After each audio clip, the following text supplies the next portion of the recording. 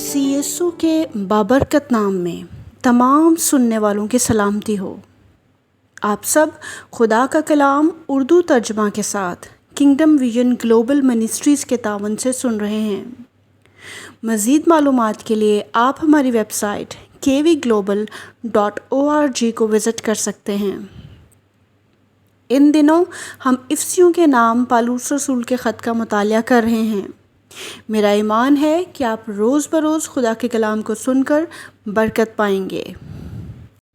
हमारी हदायत के लिए खुदावंद के ज़िंदा पाक कलाम में से इफ्सियों के नाम पालूस रसूल का ख़त उसका दूसरा बाब और पहली 4 आयत हम इनको पढ़ेंगे, इन पर गौर करेंगे और आज खुदावंद की आवाज़ को सुनेंगे कि खुदावंद हमसे किस तौर से हम कलाम हैं। आजकल सोशल मीडिया वो ज़रिया बन चुका है कि हम बहुत से लोगों के सामने मसीह के गवाह बन सकते हैं, उसकी गवाही दे सकते हैं। आजकल जब कोरोना वायरस बहुत सी जानों और ज़िंदगियों को बुरी तरह मुतासिर कर रहा है और लोग मायूसी और नाउमीदी का शिकार हैं, इस वक्त में हकीकी तौर पर हमें और इस दुनिया के लोगों को खुदावंद यीशु अल मसीह की अशद ज़रूरत है। मसीह के गवाहों की अशद ज़रूरत है और कलाम वो ज़रिया है जिसके ज़रिए से यीशु मसीह के नाम में शिफा सादिर होती है। लोगों को रूहानी और जिस्मानी शिफा की इस वक्त में ज़रूरत है, जो कलाम की कुदरत और यीशु मसीह के शिफा बख्श नाम मुमकिन कर सकता है।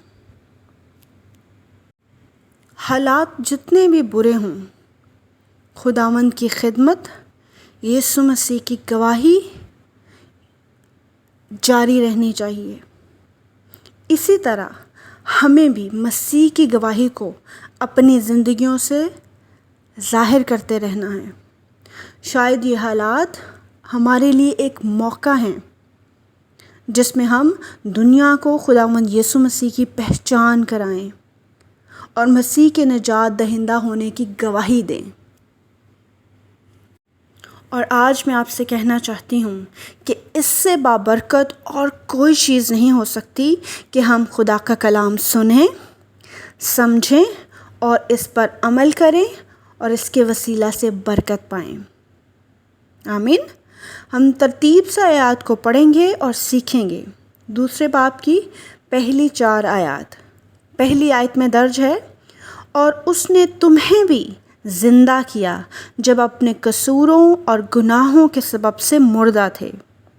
दूसरी आयत में दर्ज है, जिनमें तुम पेशतर दुनिया की रविश पर चलते थे और हवा की अलमदारी के हाकिम यानी उस रूह की पैरवी करते थे जो अब नाफरमानी के फर्जंदों में तासीर करती है।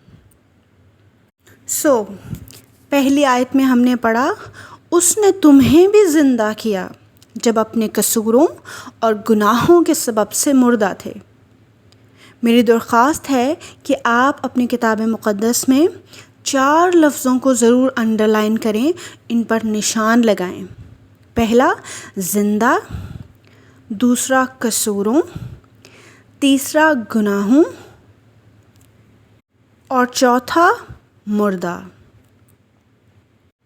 इन आयात में पालूस रसूल हमें क्या सिखाना चाहते हैं? वो हमें यहाँ सिखा रहे हैं कि खुदावंद यीशु मसीह को कबूल करने से पहले हमारी हैसियत क्या थी और खुदावंद यीशु मसीह को कबूल करने के बाद हमारी हैसियत क्या है। मसीह से पहले हम अपनी गलतियों, कसूरों और गुनाहों के बाइस रूहानी तौर पर मुर्दा थे, लेकिन मसीह यीशु को कबूल करने के बाद उसने हमें ज़िंदा किया। इन आयात में मुर्दा से मुराद खुदा से दूरी, हम खुदा से बहुत दूर थे। मेरी एक दफ़ा एक बहन से मुलाकात हुई और उसने कहा, तमाम मज़ाहिब सिर्फ़ अच्छी इक़दार, اچھے طور طریقوں کے بارے میں بات کرتے ہیں۔ مسیحیت اگر امن اور محبت کا پیغام دیتا ہے تو دوسرے مذاہب بھی امن کا پیغام دیتے ہیں۔ اس میں مختلف اور خاص کیا ہے؟ مجھے اس بہن کو یہ گواہی دینے کا موقع ملا اور میں نے اسے بتایا کہ مسیح خداوند اس دنیا میں ایک مذہب کو چلانے کے لیے نہیں آئے تھے، وہ اس لیے آئے تھے کہ ہم زندگی پائیں اور کثرت کی زندگی پائیں۔ جب میں نے یہ بات اسے کہی تو اس نے مجھ سے سوال کیا کہ اس سے کیا مطلب ہے، کثرت کی زندگی کا کیا مطلب ہے؟ میں نے اسے جواب دیا، جو پالوس رسول ہمیں اس آیت میں سکھا رہے ہیں کہ مسیح کے بغیر ہماری زندگی روحانی طور پر مردہ ہے، ہم گناہ آلودہ فطرت رکھتے ہیں، ہم میں اور خدا باپ میں دوری ہے اور کوئی تعلق نہیں ہے، لیکن یسوع مسیح میں ہم ہمیشہ کی زندگی کو پاتے ہیں، اپنے قصوروں اور گناہوں کی معافی پاتے ہیں، ہم نجات پاتے ہیں اور خدا باپ سے دوبارہ تعلق یسوع مسیح کے وسیلہ سے بحال ہوتا ہے۔ میں نے ایک مثال بھی پیش کی۔ میں نے کہا، جس طرح مچھلی کو پانی سے نکال دیا جائے تو وہ مردہ ہو جاتی ہے، اسی طرح اگر ہم خدا سے دور ہوتے ہیں تو ہم مردہ کی طرح زندگی گزارتے ہیں۔ خدا سے دوری ہو جانا ہمارے پاس زندگی نہیں ہے۔ سادہ لفظوں میں یہ ہر زندہ چیز جو سانس لیتی ہے وہ اپنے ماحول میں زندہ رہ سکتی ہے، اگر وہ ماحول اس سے چھین لیا جائے تو زندہ نہیں رہ سکتی۔ اسی طرح جب انسان نے گناہ کیا تو وہ ماحول جو خدا نے اسے دیا تھا گناہ کے باعث اس سے چھن گیا اور خدا اور انسان کے درمیان میں دوری ہو گئی اور وہ روحانی طور پر مردہ ہو گیا۔ ٹھیک ہے؟ پالوس رسول یہاں پہ 2 لفظوں کا استعمال کرتے ہیں، ہم اپنے قصوروں اور گناہوں کے سبب سے مردہ تھے۔ میرے لیے یہ کوشچن مارک تھا، میرے لیے یہ سوالیہ نشان تھا کہ قصوروں اور گناہوں میں کیا فرق ہے۔ لفظ قصوروں کا مطلب ہے اپنی حد سے باہر نکلنا، یعنی وہ کام کرنا جو خدا نے ہمیں منع فرمائے ہیں اور خداوند نے ایک حد مقرر کی ہے، لیکن ہم اس حد کو پار کر کے اس منع کیے ہوئے کام کو دوبارہ کرتے ہیں تو یہ ہمارے قصور ہیں۔ اس سے ہم خدا کی حضوری سے دور ہو جاتے ہیں۔ اسے دوسرے لفظوں میں ہم نافرمانی بھی کہتے ہیں، خدا کے نافرمان ہونا۔ یہ وہ کام ہے جو ہم جان بوجھ کر کرتے ہیں، سب کچھ جان کر کہ اس کی کیا سزا ہو سکتی ہے، ہم نافرمانی کرتے ہیں، یہ قصور ہے۔ اور دوسرا لفظ یہاں استعمال کیا گیا گناہوں، اور یہ جمع ہے، زیادہ گناہ۔ جب ہم خدا کی حضوری سے دور ہوتے ہیں تو اس کی وجہ ہمارے گناہ ہوتے ہیں، ہم بہت سے گناہوں کے شکار ہو جاتے ہیں اس سے دور ہو کر۔ مختلف لوگ گناہ کی مختلف انداز میں تشریح کرتے ہیں۔ گناہ کا مطلب sin means miss the mark، نشانہ یا ہدف خطا ہو جانا۔ یہ ہمارے گناہ ہی ہیں جو ہمیں خدا کی حضوری سے دور کرتے ہیں، اور ہمیں یہ ضرور سوچنا ہے کہ آخر وہ کون سے گناہ ہیں جو ہمیں خدا کی حضوری سے دور کرتے ہیں۔ اس سوال کے جواب کی تلاش میں میرے ساتھ نکالیے کتاب مقدس میں سے یوحنا کی انجیل، اس کا 1 باب اور اس کی 29ویں آیت۔ جس میں درج ہے، دوسرے دن اس نے یسوع کو اپنی طرف آتے دیکھ کر کہا کہ دیکھو، یہ خدا کا برہ ہے جو دنیا کا گناہ اٹھائے لے جاتا ہے۔ یہاں ہم تھوڑی دیر رکیں گے اور سوچیں گے، یہاں یوحنا کی انجیل میں لفظ دنیا کا گناہ استعمال ہوا ہے، یعنی واحد ایک گناہ، دنیا کا گناہ۔ ہم غور کریں گے کہ آخر یہ گناہ کون سا ہے۔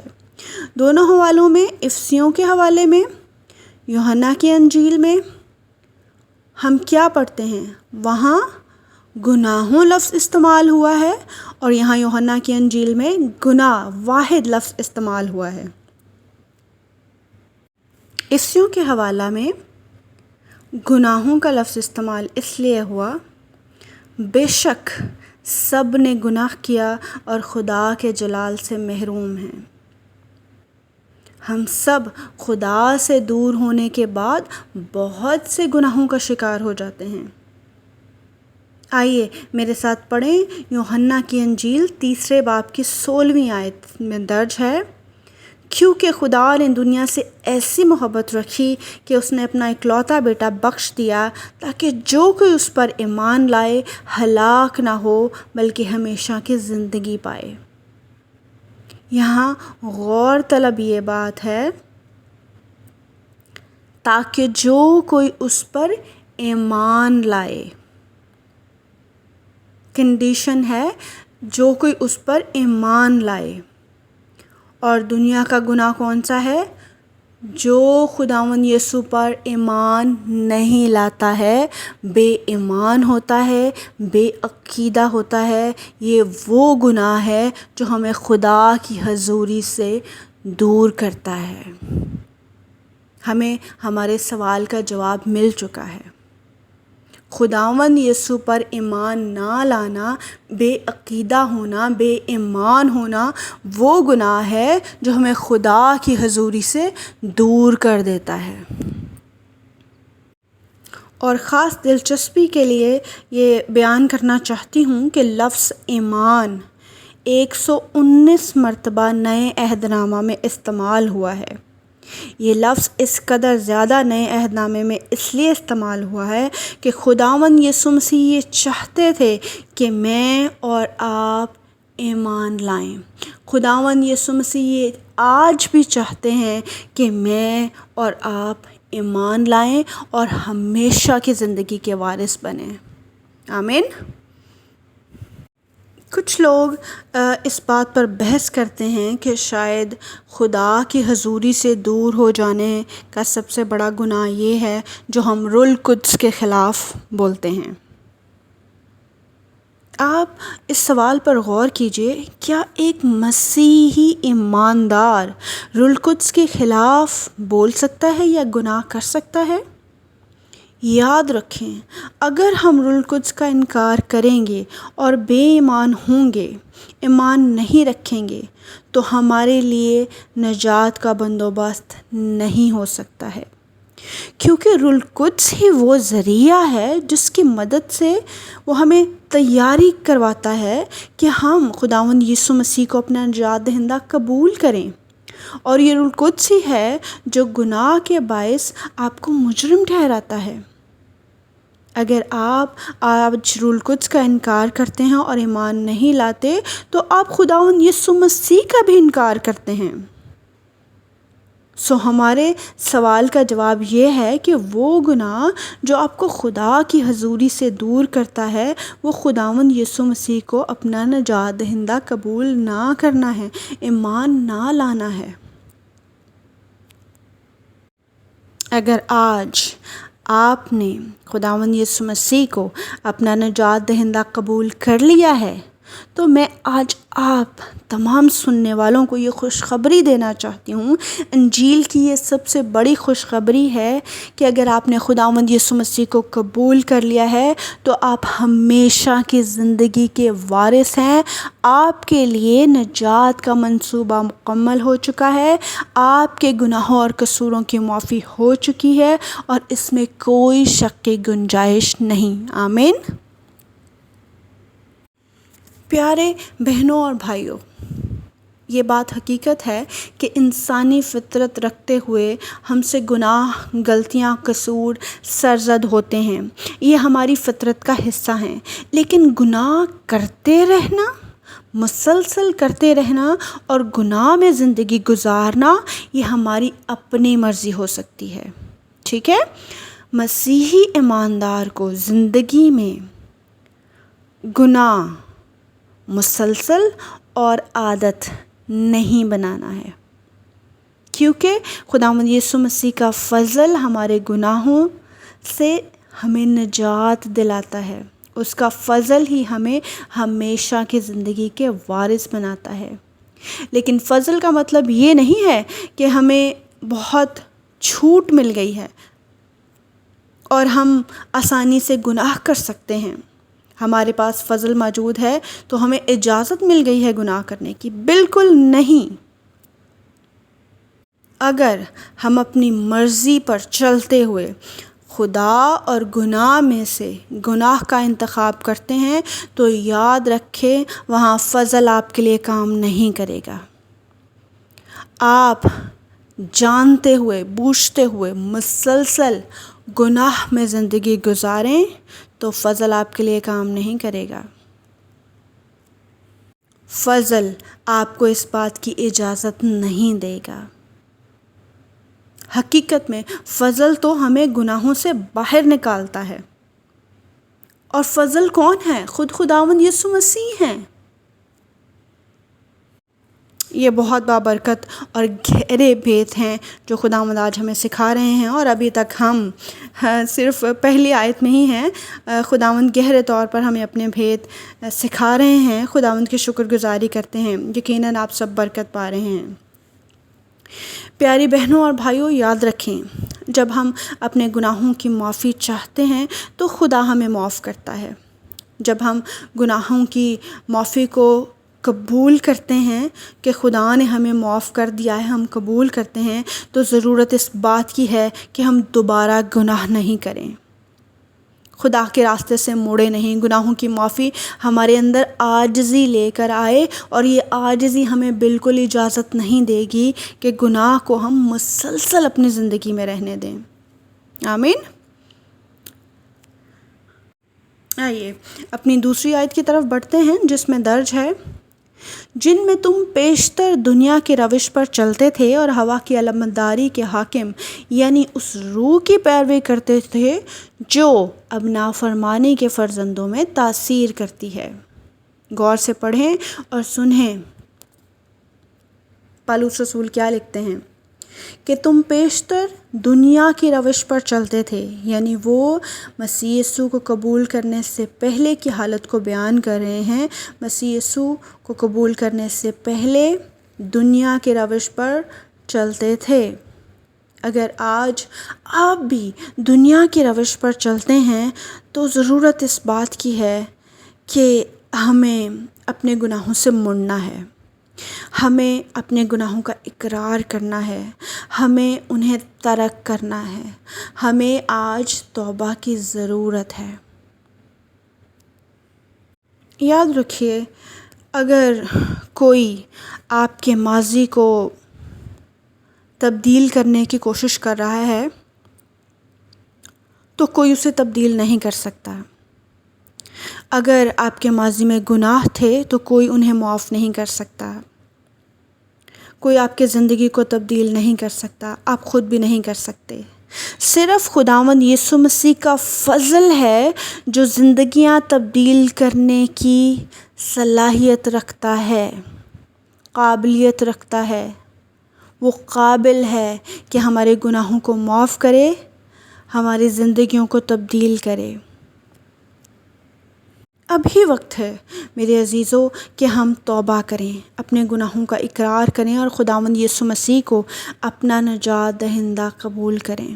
یہاں پالوس رسول دوسری آیت میں ہوا کی علمبرداری کے حاکم، کس کے لیے یہ لفظ استعمال کر رہا ہے؟ شیطان کے بارے میں بیان کر رہا ہے کہ مسیح کو قبول کرنے سے پہلے ہم شیطان کے پیرو تھے، ہم نافرمانی کے فرزند تھے، ہم بڑے خطرے میں تھے۔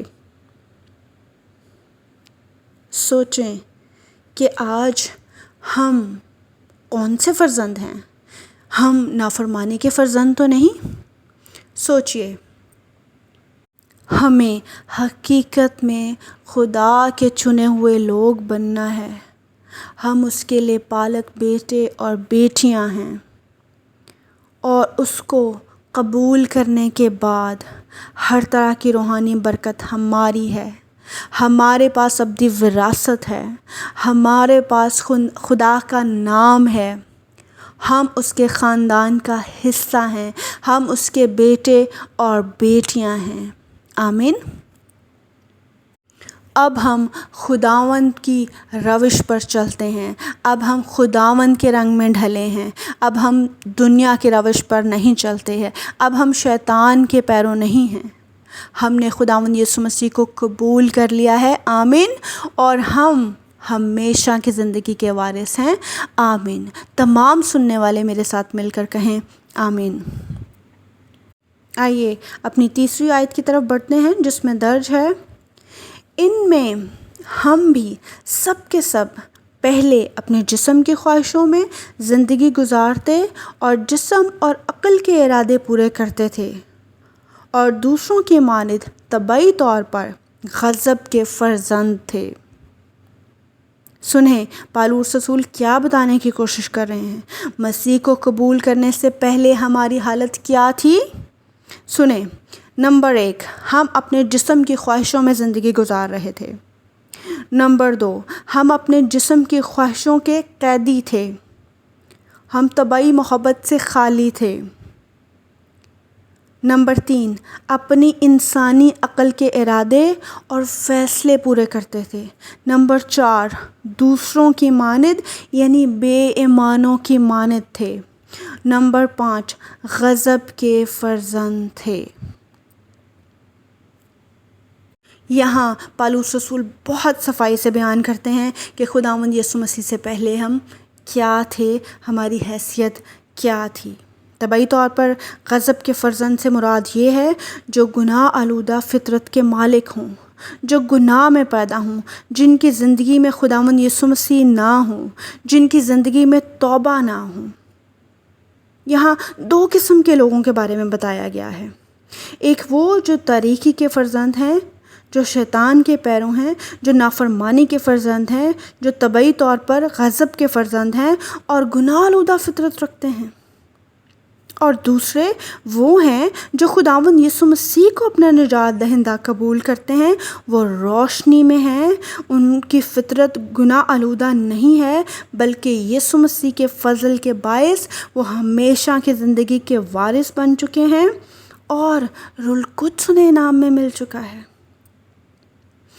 آج ہم تھوڑی دیر کے لیے سوچیں گے آخر یہ آیت ہمیں کیا سکھا رہی ہے۔ ہم اپنا موازنہ کریں گے کہ ہم کون ہیں، ہم کس کے فرزند ہیں۔ ہم کہیں غضب کے فرزند تو نہیں، ہم نافرمانی کے فرزند تو نہیں۔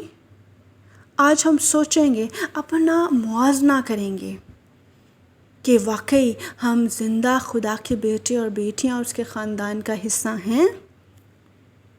چوتھی آیت بہت خاص ہے اور اس میں درج ہے، مگر خدا نے اپنے رحم کی دولت سے اس بڑی محبت کے سبب سے جو اس نے ہم سے کی۔ میں 5ویں آیت کو بھی پڑھوں گی تاکہ ہم اس سارے متن کو اچھے سے سیکھ سکیں۔ جب قصوروں کے سبب سے مردہ ہی تھے تو تم کو مسیح کے ساتھ زندہ کیا، تم کو فضل ہی سے نجات ملی ہے۔ میں اس خوبصورت آیت کو دوبارہ دہرانا چاہتی ہوں تاکہ ہم غور سے سنیں۔ مگر خدا نے اپنے رحم کی دولت سے اس بڑی محبت کے سبب سے جو اس نے ہم سے کی، جب قصوروں کے سبب سے مردہ ہی تھے تو ہم کو مسیح کے ساتھ زندہ کیا، تم کو فضل ہی سے نجات ملی ہے۔ آمین۔ یہاں یاد رکھیں، مگر خدا نے سے مراد ہے، آیت کے شروع میں لکھا ہے مگر خدا نے، اس کا مطلب ہے کہ کچھ خاص چیزیں ہیں جو پالوس رسول ہمیں اس آیت میں بتانا چاہتے ہیں، جو خدا نے ہمارے لیے کیا ہے۔ ہمارے گناہوں کے باعث ہمیں گناہ میں نہیں چھوڑ دیا، بلکہ ہم پر رحم کیا۔ صرف ہم پر رحم ہی نہیں کیا بلکہ رحم کی دولت ہم پر کی۔ ہاللویا! اس نے ہم سے محبت رکھی، نہ صرف محبت رکھی بلکہ لکھا ہے بڑی محبت رکھی۔ ہاللویا!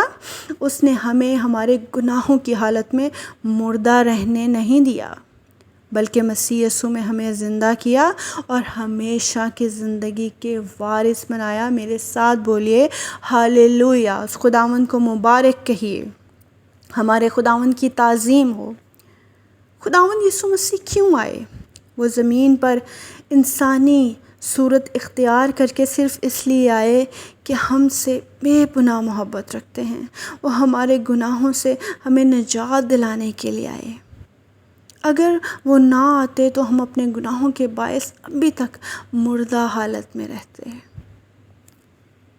آج ہم انفرادی طور پر سوچیں گے اور اپنی زندگیوں میں غور کریں گے کہ خدا جو اس کائنات کا خالق اور مالک ہے، جو قدرت اور اختیار کے ساتھ ساری کائنات کو اپنے ہاتھ سے کنٹرول کرتا ہے، جو ہماری سوچوں سے باہر ہے، اس کی قدرت بے بیاں ہے، اس نے مجھ سے محبت رکھی، اس نے مجھے اپنا نام دیا، اس نے میرے لیے اپنا اکلوتا بیٹا بخش دیا، وہ میرے لیے انسان بن کر زمین پر آیا، وہ میری خاطر ہوا۔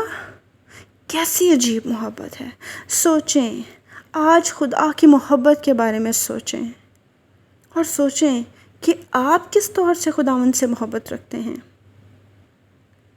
اگر آج آپ جسم کی خواہش، عقل کے ارادہ اور دنیا کے روش پر چل رہے ہیں تو توبہ کی آپ کو اشد ضرورت ہے۔ خداوند کی محبت کی آپ کو اشد ضرورت ہے۔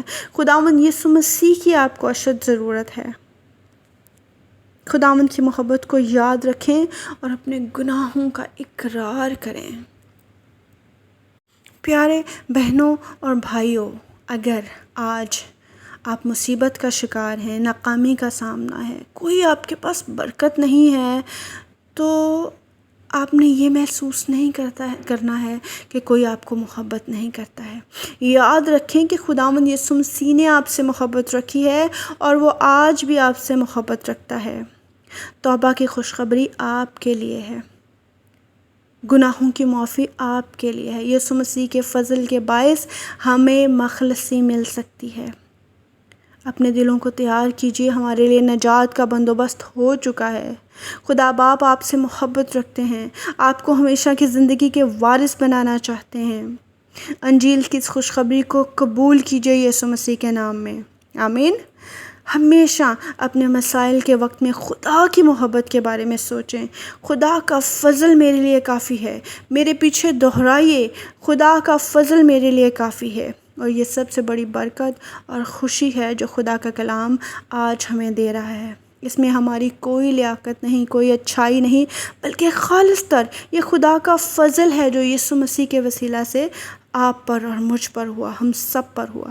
آج ہم ایک دوسرے کے لیے دعا کریں گے، ایک دوسرے کے لیے برکت چاہیں گے۔ میری آپ سے درخواست ہے کہ خدا کے کلام کو اسی طرح سنتے رہیں، سننے سے ہمارا ایمان بڑھتا ہے۔ یاد رکھیں کہ خدا کی محبت کا چشمہ ہر وقت ہمارے لیے بہتا ہے۔ ہمارے گناہ جس قدر زیادہ ہوں، اس کی محبت ہاللویا اس قدر زیادہ ہو جاتی ہے۔ خداوند اس کلام کے آپ سب کو برکت دے اور اس پر ہم سب کو عمل کرنے کی توفیق دے، آمین۔